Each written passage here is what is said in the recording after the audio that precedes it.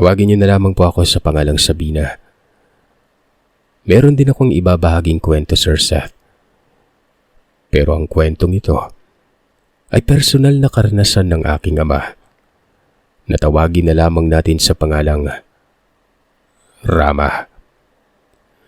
At para lubos ninyong maunawaan ang mga pangyayari, ay isusulat ko ito sa katauhan ng aking ama. Mapagpalang araw sa iyo, Sir Seth, at sa inyo mga kagiliw. Ako si Rama, at katulad ng iba, may karanasan din ako sa mga nilalang na hindi pinaniniwalaan ng karamihan. Na sa ngayon ang mga nilalang na ito ay pinaniniwalaang hanggang kwento lamang. Ang masasabi ko lang, magpasa hanggang ngayon, totoo at naririto pa rin sila. Yun nga lang ay hindi na sila kagaya ng mga unang panahon na matapang at walang habas kung mambiktima. Mapahayop man o mapatao. Lalong-lalo na kapag nagugutom sila. At may kaugnayan sa mga nilalang na ito ang ibabahagi kong karanasan ngayon. Taong 1900 mula sa isang lugar sa Quezon, napadpad kami ng asawa kong si Lelet sa isang lugar sa Batangas. Nagtrabaho kami sa isang mayamang pamilya. Kami ang natasang mamahala sa kanilang tahanan. Negosyante ang amo namin na tawagin na lamang natin sa pangalang Gilier. At ang babae naman, si Austria. May dalawa silang anak na babae na sina Kaseret at Penpen. Ang asawa kong si Lelet ang nag-aalaga kay Kaseret, samantalang si Penpen naman ay inaalagaan ni Bonay. Samantalang ang naghahati naman sa paglilinis at pagluluto ay sina Parila at Albina. 3 beses sa isang linggo ay may pumupuntang labandera, at ito si Aling Bili. Ako naman ang nakatokas sa pag-aalaga ng hardin. Maayos ang aming trabaho. May maliit na kubo sa likod ng bahay kung saan kami nakatira ng aking asawa. May sarili namang silid ang mga kasama naming katulong sa loob ng bahay noon. Walang problema sa aming mga amo. Mabait ang mga ito. Isa pa, palagi silang umaalis. Bibihira silang manatili sa bahay. Matagal na ang 3 araw sa isang linggo na mananatili sila sa bahay nila. Pero sa araw naman na yon, madalas din naman silang wala. Kumbaga, umuwi lamang sila sa gabi at aalis na naman kinabukasan. Napakagaan ang aming trabaho sa bahay. Lalo na at lahat kami ay nagtutulungan at nagkakasundo. Pero paminsan-minsan na hindi talaga maiiwasan ng ilan naming kasama na may mga problema sa isa't isa. Madalas na magkaroon ng ganitong problema sina Parila at Albina. Palagi silang hindi magkasundo at ang tanging pinag-aawayan lamang nila ay ang mismong trabaho nila. Diba? Napakababaw. Kaso ganun talaga eh. Mababaw man na hindi pa rin maiiwasan paminsan-minsan. Si Kaseret noon ay nasa 6 na taong gulang na. Marami itong mga aktibidad dahil madalas itong pinapa-enroll ng aming amo sa iba't ibang uri ng aktibidades. Ang rason nito ay para masanay si Kaseret na makisalamuha sa ibang tao noon. Napaka-introvert kasi ng batang ito. Ayaw niyang magsalita kapag ayaw niya sa tao. Minsan naman, kapag kausapin ng iba naming kasamaan sa bahay, puro tango at iling na lamang ang sinasagot niya. Pero kung gaano siya katahimik sa iba naming kasamaan sa bahay, kabaliktaran naman kapag kami ni Mrs. ang kasama niya. Lalo na kapag kasama namin si Penpen at Bonay. Maingay kami at nagtatawanan. Isang araw, habang nasa eskwelahan si Lelet para bantayan si Kaseret, narinig kong nagtatalo sina Parila at Albina. Kung hindi ako nagkakamali, ang kanika nilang trabaho na naman ang pinagtatalunan nilang dalawa. Hinayaan ko lamang sila hanggang sa nakarinig na ako ng mga hindi kaaya-ayang mga kataga mula sa kanilang dalawa noon. Nagmumurahan sila at kung ano-ano na ang pinagsasasabi nila sa bawat isa. Ilang sandali pa ay lumabas naman si Bonay kasama ang inaalagaan niyang bata na si Penpen. Nagpaalam ito na kung pwede ay sa kubo na tinitira namin ni Lelet muna sila manatili noon. Ayaw niyang marinig ng bata ang sigawan ng dalawa sa loob. Pumayag naman ako at sinabihan si Bonay na kapag nagutom sila, may pagkain na niluto si Lelet kaninang umaga. Initin na lamang muna nila yon bago ipakain sa bata. Sige kuya, ako na yung bahala. Wika pa ni Bonay bago sila tuluyang pumasok sa kubo. Patuloy pa rin ang pagbabangayan ng dalawa hanggang sa nakarinig na ako ng kalabugan. Kung kaya't pumasok na ako sa kusina, sinigawan silang dalawa para tumigil na. Huminto naman sila sa pagbabangayan pero patuloy pa rin ang masama nilang titig sa isa't isa noon. Kung kaya't sinabihan ko sila na kapag hindi sila huminto sa pag-aaway, mapipilitan akong isumbong sila sa aming amo. Nagsitigil naman sila at nangakong hindi na muling magbabangayan pa. Tumango naman ako at muli nang lumabas ng bahay para tapusin ang ginagawa ko sa hardin. Oras ng tanghalian, pumasok na ako sa kubo noon. Tinanong ako ni Bonay kung nahinto na ba ang dalawang babae sa pag-aaway. Huminto na. Pag hindi pa talaga nagsitigil yung dalawang yan, susumbong ko talaga sila kina amo. Napailing na lamang si Bonay sa sinabi ko. Kapag kasi wala mga amo namin, palagi na lang talaga nag-aaway ang dalawa. Hindi sila magkasundo sa kanilang trabaho. Kung tutuusin, magaan yun para sa kanila. Kinahaponan, dumating naman ang aming mga amo.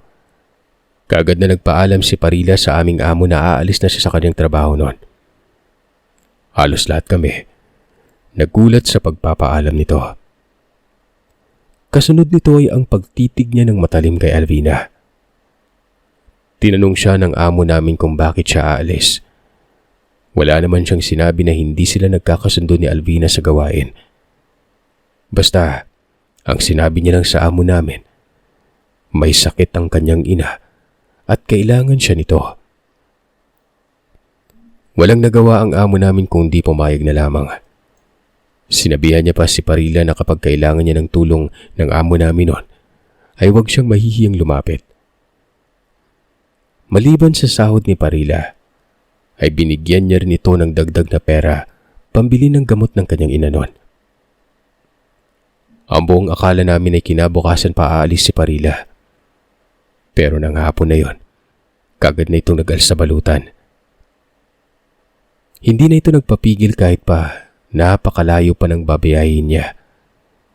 Sa pagkakaalam namin ay tubong kamigin si Parila at kailangan niya pang sumakay ng barko para makarating sa kanilang lugar. Umalis si Parila nang hindi sila nag-uusap ni Alvina. Habang ang amo naman namin ay nagsasabi na kapag may kakilala kaming gustong magtrabaho bilang kasambahay, sabihin lang namin sa kanya. Tumango naman kami at nagsipunta na sa kusina para kumain na rin ang hapunan. Sabay-sabay kaming apat na kumain. Tinanong naman ni Lelet si Alvina kung bakit palagi silang nagtatalo ni Parila tuwing wala ang amo namin noon. At hindi kami makapaniwala sa sagot sa amin ni Alvina. Paanong hindi kami magbabangyan, ate? Gusto niyang siya yung magluto. Pero nang pumunta ako sa kusina, nakita kong nilalamutak niya yung karne. Sagot ni Alvina kay Lelet noon. Siyempre nagulat kami noon. Hindi ko maintindihan kung anong ibig niyang sabihin. Paanong nilamutak? Ano yung ibig mong sabihin?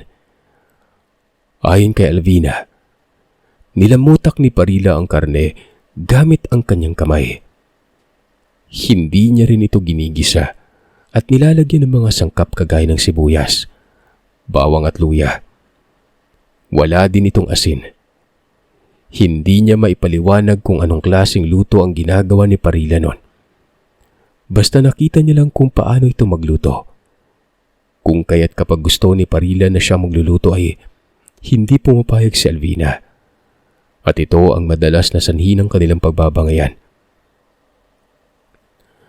Halos hindi kami makapaniwala sa sinabi ni Alvina at sa uri ng pagkikwento niya. Para bang may tinatago si Parila pagdating sa kanyang pagkatao noon. Tumahimik na lamang din kami magpaganon pa man at hindi na kami nagsalita o nagkomento pa.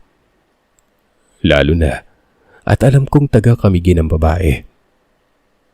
Hindi man ako sigurado pero marami akong naririnig na kuro-kuro sa mga kilala ko na nakatira sa probinsya ng Camiguin. Marami umanong mambabarang, mangkukulam at manlalason sa lugar. At ang ilan sa mga ito ay hindi lamang nagsasagawa ng mga aral sa kaliwa, kundi may mga dugo din ng pagiging aswang. Kaya naman pinutol ko ng usapan namin tungkol kay Parila. Sinabihan ko na silang bilisan na namin ang pagkain para makauwi na kami ni Lelet sa aming kubo noon. Ilang sandali ay lumapit sa amin ang amo naming si Ma'am Austria. Binigay niya kay Lelet ang pera na nakalaan para ipamili ng mga kakailanganin sa loob ng bahay at maging ang mga uulamin sa loob ng 1 linggo. Kasama na ang baon ni Kasiret sa loob ng 1 linggo noon. Binigay na rin ito ang aming mga sahod. Siyempre tuwang-tuwa naman kami noon. Pagkatapos ng gawain sa kusina ay pinuntahan muna ni Lelet ang kanyang alagang si Kasiret.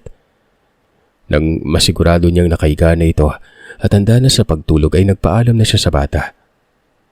Samantalang si Bonay naman ay umakyat na rin sa silid nila ni Penpen. Siya kasi ang katabi ng bata sa pagtulog. At dahil wala na rin sa Parila, kung kaya't mag-isa na lamang si Alvina sa kanyang silid. Kinabukasan, maaga pa lamang ay umalis na kami ni Lelet para mamalengke. Pagbalik namin, tulog pa ang mga bata. Sabado yon, kung kaya't hinayaan namin sila magising ng tanghali. Ang mag-asawa naman naming amo ay nakahanda na sa pag-alis nang bumalik kami galing sa palengke noon. Saglit lang na nag-iwan ito ng mga alituntunin at muli itong nag-abot ng pera kay Lelet dahil sa darating ang labandera ngayong araw. Kagaya ng dati, ang seguridad ng mga bata ang iniwang alituntunin ng mag-asawa. Ayon sa kanila, ilang araw silang magtatagal sa pupuntahan nilang lugar. Kung kaya't sa amin ipinagkakatiwala ang 2 bata noon. Sanay na kami sa ugali ng mga amo namin. Aalis sila ng matagal. Pagkatapos ay uuwi ng saglit lang para tingnan ang kalagayan ng kanilang anak at alamin kung ano ang mga kailangan gawin sa bahay. Pagkatapos ay muli na naman silang aalis. Ayon naman sa kanila, negosyo nilang kanilang pinagkakaabalahan. Pero blanko kami sa kung anong uri ng negosyo ang meron sila noon. Basta palagi lang silang wala kaya iniisip namin mag-asawa na baka pribado ang kung anumang negosyo ang meron sila. Hindi naman nagtagal pa mag-asawa. Kagad na silang umalis nang nakapagbigay na sila ng alituntunin.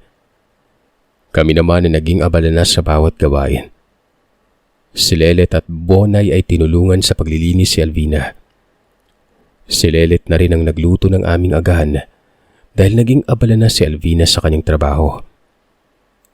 Ako naman, dahil sa kahapon lamang ako nakapaglinis at nakapag-ayos ng mga tanim sa paligid ng bahay, kaya tinulungan ko na rin ang mga babae sa kanilang gawain noon.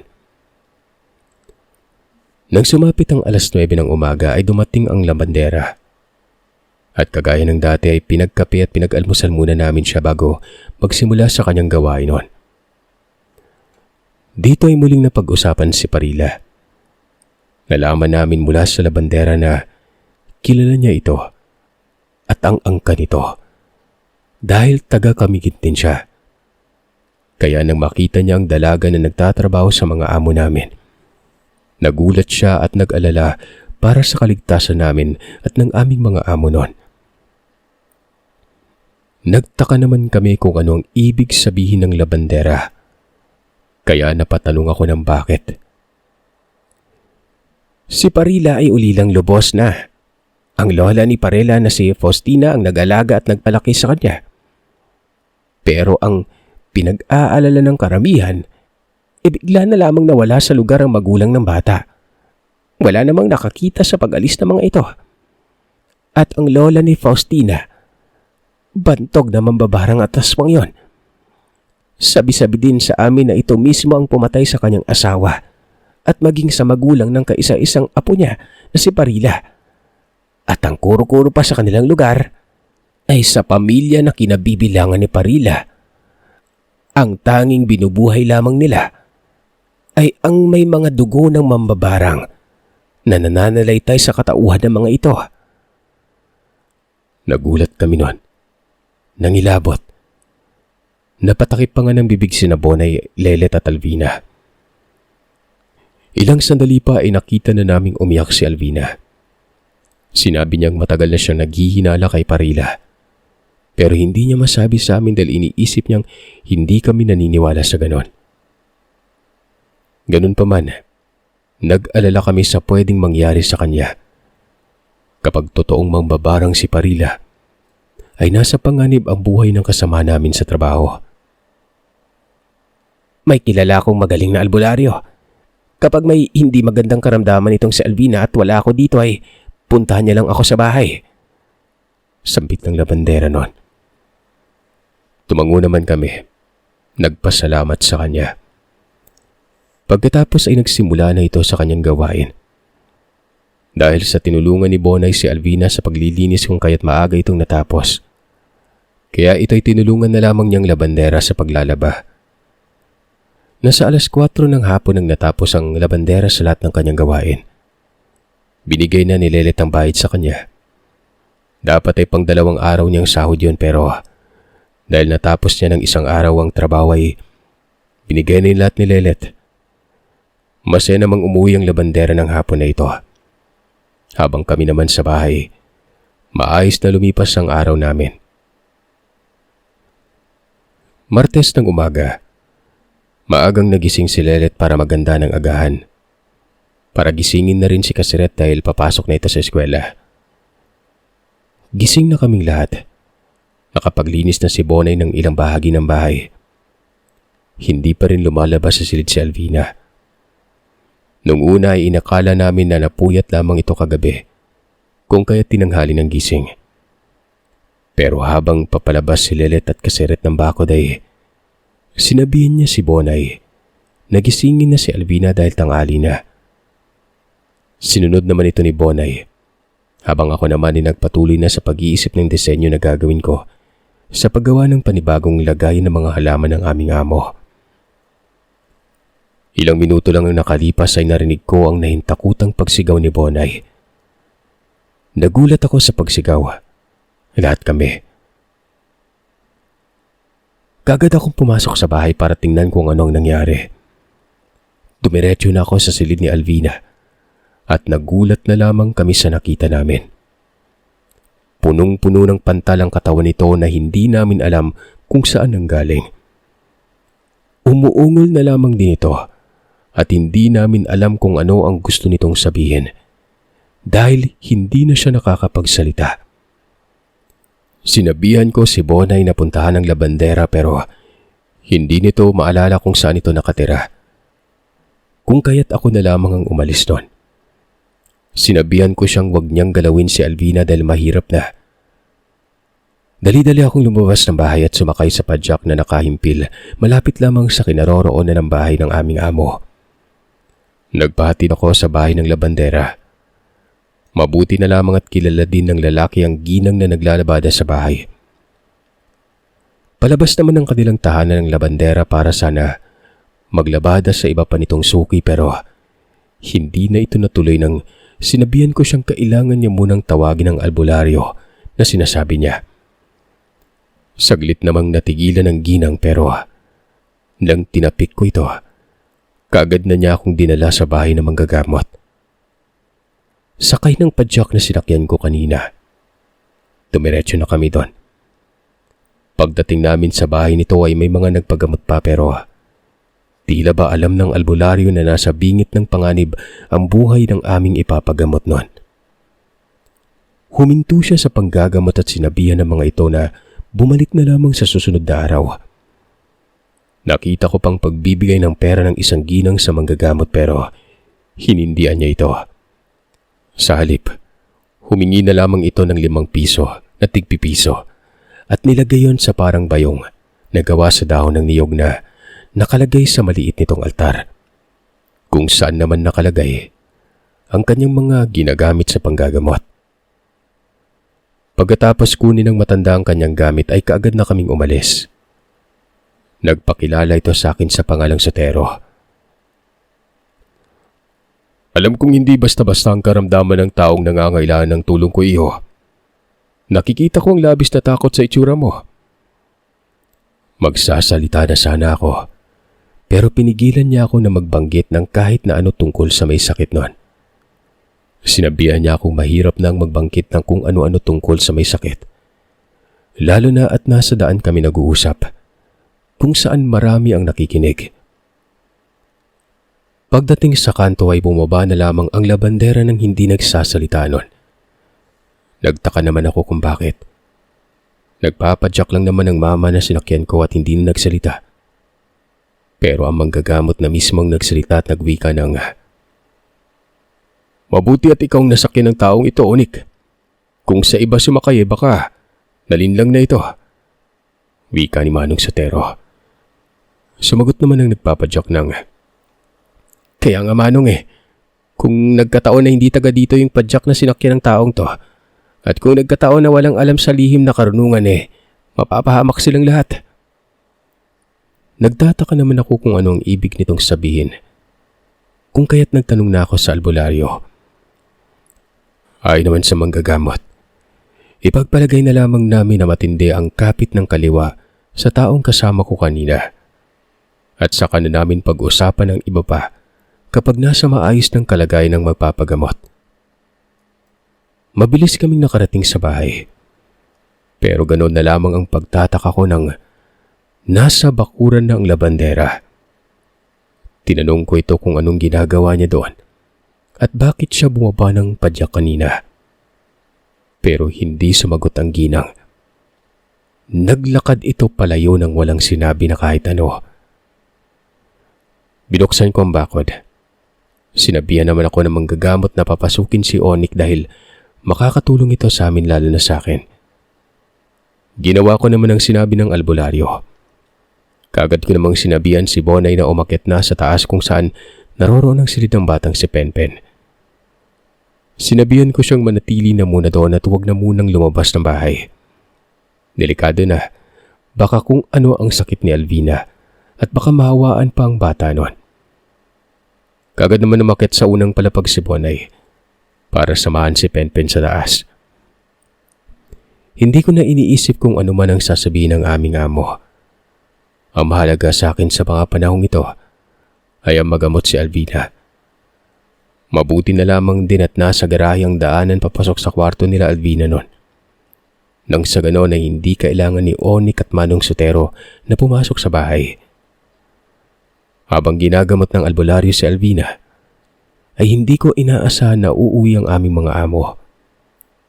Kita ko pa ang pag-iba ng mukha ni Sir Giliar na makita niya si Onik na kausap ko sa garahe. Papagalitan na sana niya ako pero nagtataka ito nang makita niyang may usok na nanggagaling sa silid ni Alvina. Kung kaya't kinausap niya ako at tinanong kung ano ang nangyayari noon. Si Onik nang sumagot sa amo ko. "Binarang po yung katulong niyo, boss. Kung hindi mo ako natatandaan, ako yung binatilyo na kasama ni Manong Sotero na gumamot sa asawa mo nung pinagbubuntis pa lamang niya yung panganay niyo." Wika ni Onik kay Giliar. Dito ay nag-iba ang itsura ng amo kong lalaki. Napalitan ng galak nang nagpakilala na si Onik sa kanya.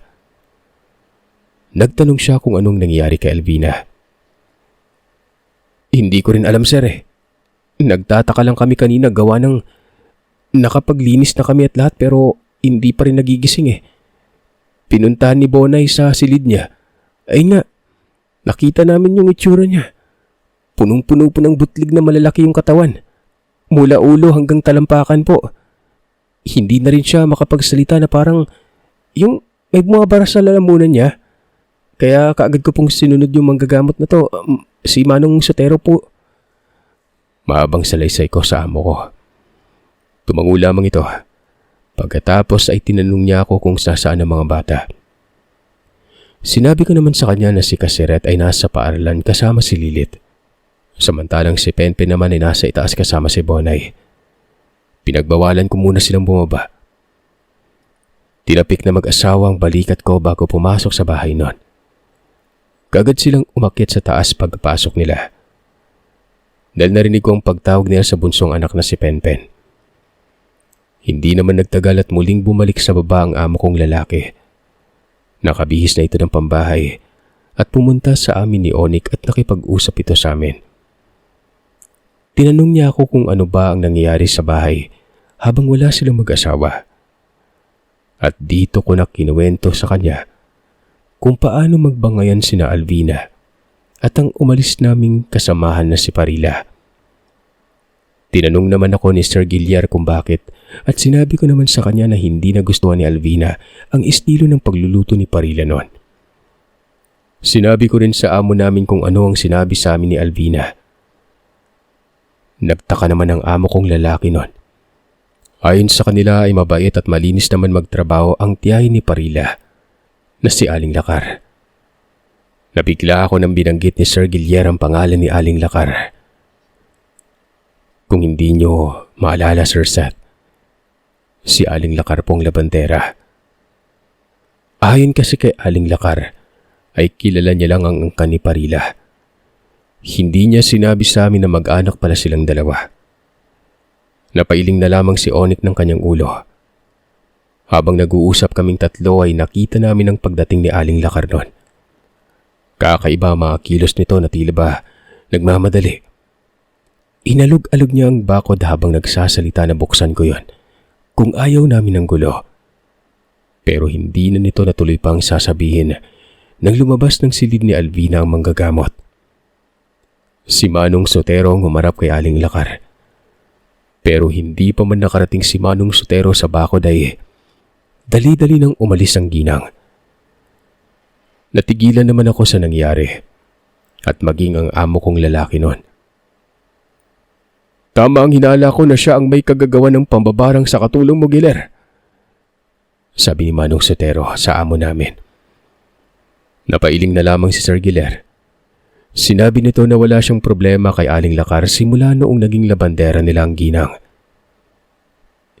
Ito din pala ang nagpasok sa pamangkin niyang si Parila bilang katulong. Dito ko naalala na ang amo pala namin ang nagdala kay Parila sa bahay. At si Aling Lakar naman ay nasa 1 taon ng labandera sa pamilya. Pero kaming tatlo naman ang pinakamatagal sa bahay nun, kung kaya't tiwala na sa amin ang aming amo. Sinabihan kami ni Manong Sotero na kailangan niyang bantayan si Alvina hanggang mamayang gabi. Sinabi niya rin na sigurado siyang babalikan si Alvina ng nilalang mamayang gabi. Nagtanong naman ang amo naming lalaki kung kailangan ba nilang lumipat ng lugar pansamantala. Pero ang sagot ng manggagamot ang siyang nagpagulat sa aming lahat. Sinabi nitong hindi pwedeng makalipat ng lugar ang aming amo. Kayo ang pakay ng nilalang. Kayo ang bibiktimahin, Gilyar. Pero palagi itong nahaharangan ng katulong ninyo kaya hindi nito magawa-gawa ang kanyang binabalak. At ngayon na umalis na ang inatasan nilang magmaniobra ng kanilang mga plano. Sigurado akong gagawin na nilang kanilang binabalak sa inyong mag-asawa sa lalong madaling panahon. Sambit nito. Ang revelasyon na nalaman ko ng mga oras na yon, parang hindi ka panipaniwala. Hindi ko lubos na maintindihan kung bakit ang amo namin ang pangunahing pakay ng mga nilalang. Kung anong nangyari. Sinabi ng mga gamot na ipaintindi niya ang lahat sa amin sa tamang panahon. Tatapusin lamang umano namin ang dilubyo na kinakaharap ng aming mga amo sa araw na yon. Kinahapunan ay 2 kami ni Sir Gilyar ang sumundo kina Lelet at Kasiret. Dahil sa tensyon na nangyari sa bahay ng amo namin kaya bumili na lamang kami ng mauulam sa labas noon. Pagdating sa bahay, kaagad na pinapunta sa taas sina Kasiret at Lelet. Gusto ng amo kong babae na doon na sila magsama-sama. Kung kaya't ako na lamang ang kumuha ng bihisan na damit ni Lelet sa kubo kung saan kami tumutuloy. Kinagabihan, sama-sama ang mga kababaihan sa itaas. Natatakot ang amo naming babae kung kaya't pinaakyat doon si Onek kasama si Sir Gilier. Ako naman sa baba, sinama ni Manong Sotero. Habang lumalalim ang gabi ay siya namang pag-iba ng klima sa labas ng bahay. Nagsalita naman si Manong Gilier at sinabihan ako na ihanda ko ng sarili. Maganda ka na, Rama. Nasa paligid lang ang nilalang. Lalabas yan anumang oras. Wika sa akin ni Manong Sotero ran. Naisip ko naman ang kalagayan ni Alvina. Pero sinabihan naman ako ni Manong Sotero na nasa maayos ng kalagayan si Alvina kung kaya't wag nang akong mag-alala. Ang tanging kailangan na lamang naming gawin, mahuli ang nilalang. Nang sa ganoon ay hindi na ito muli pang makakapasok sa teritoryo ng pamilya. Isang oras pang lumipas bago kami nakarinig ng paghuni ng isang pusa noon. Pusa sa pandinig ko pero iba sa pandinig ni Manong Sotero. Sinabi ng manggagamot na dumating na ang hinihintay niyang nilalang. Muling humuni ang pusa na kung sa hunilang nito ang pagbabasihan.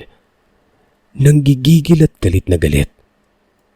Pero nang lumabas na si Manong Sotero at nag-usal ng mga kataga na hindi ko maintindihan, ay nasimulan ko na ring narinig na hindi pala boses ng pusa ang naririnig ko. Boses ito ng tao na para bang garalgal at hindi ko maintindihan kung ano ang sinasabi. Lumabas ako ng pinto dahil sa gusto kong makita kung ano ang kalagayan ni Manong Sotero. Pero saglit akong natigilan sa nakita ko. Isang babae na buhagag ang buhok. Ang mga nguso nito ay mahaba, na animoy kagaya ng nguso ng baboy ramo na may nakausling pangil. Ang damit niya ay suot-suot ni Manang Lakar. Damit ni Manang Lakar nung umaga na pinuntahan ko ito sa bahay nila.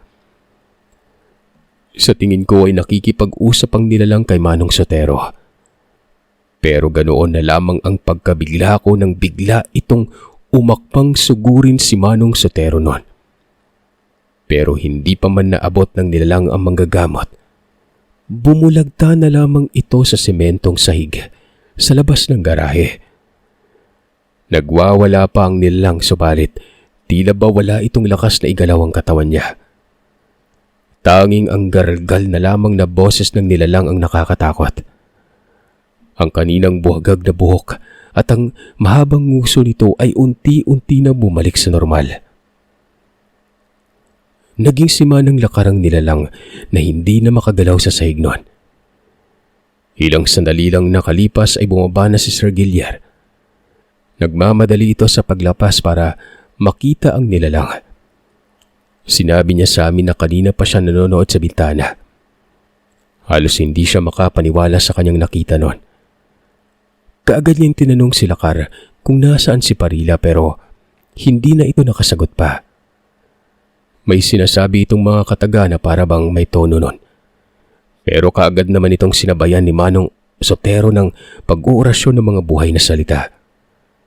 Hanggang sa tuluyan ng bumula ang bibig ng babae at tuluyan ng nawalan ng hininga.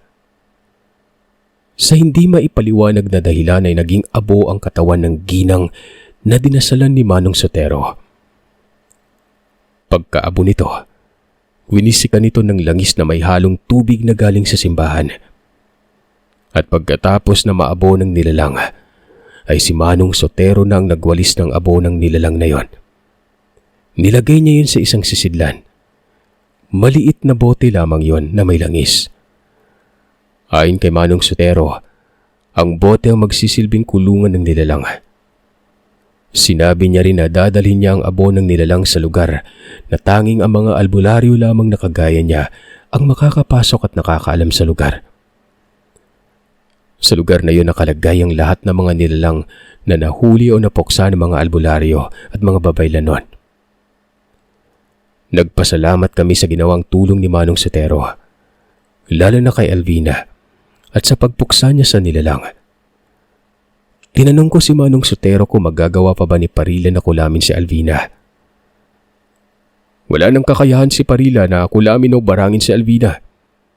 Nakatawid na siya ng dagat. Yan ang dahilan kung bakit sila karang gumawa ng pangbarang sa dalaga. Ayon sa kanya ay hindi rin malalaman ni Parila na wala na sila Kar. Maliban na lamang kung babalik pa itong muli sa lugar namin. Ganun pa man, ay hindi na rin ito matutuntun pa ng kanyang kauri dahil ayon kay Manong Sotero, tinanggalan niya ng kakayahan ng pagiging mambabarang si Lakar. Kaya nga ito naging agresibo at nagdesisyon na harapin si Manong Sotero noon. Dahil sa naiisip ng nilalang na nawala man ang pagiging mambabarang niya, ay kaya niya pa ring talunin si Manong Sotero gamit ang pagiging aswang. Pero hindi yun nangyari. At nakakatulong ang paglaban ni Lakar kay Manong Sotero dahil sa tuluyan na niyang napuksa ang kakayahan ng mambabarang na may dugong aswang noon. Dahil sa nangyari ay magdamag kaming gising. Pero hindi naman yun alintana. Ang mahalaga sa amin ay ang gumaling si Alvina at nawala na rin ang panganib sa buhay naming lahat. Kasama ng aming amo at ang kanilang mga anak. Hinintay nila Onik at Manong Sotero na magbukang liwayway bago umuwi noon. Tanging si Onik lamang ang tumanggap ng pera dahil sa pamasahe ko yung kanina. Pero si Manong Sotero naman 5 piso na tigpipiso lamang ang kinuha niya. Kung kaya't para makapagpasalamat ay bigas at mga grocery na lamang ang binigay ng amo namin sa kanya. Tinanggap naman yun ng magaling na albularyo. Naging maayos at gumanda na ang kalagayan ni Alvina. Pero hindi naman naghanap ng panibagong katulong ng amo namin dahil sa takot. Natatakot kami na baka kadugo ni Lakar at Parila ang bago namin makakasama noon. Dahil dito, kami na lamang ang nagtulong-tulong sa mga gawaing bahay.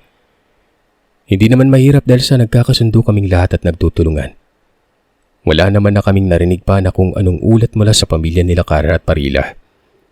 Habang si Manong Sotero naman ay patuloy pa rin sa panggagamot. Hanggang napagdesisyonan ng aming amo na lumipat na ng Amerika at doon na sila nanirahan na mag-anak. Nagpatuloy kaming naging tagapangalaga ng bahay ng pamilya. Pero nang nabili na ang bahay nila, ganoon na lamang ang saya at pagpapasalamat namin ang mag-asawa ng inibigay sa amin ng aming amo ang nasa 200 metrong kwadrado ng kanilang lupain. 3 kaming binigyan ng tigparehong sukat ng lupa. Ngayon, may nakatayo ng establishmento na pag-aari ng gobyerno sa lupaing pinagbenta ng amo namin. Hanggang dito na lamang po, Sir Seth. At maraming salamat sa inyo.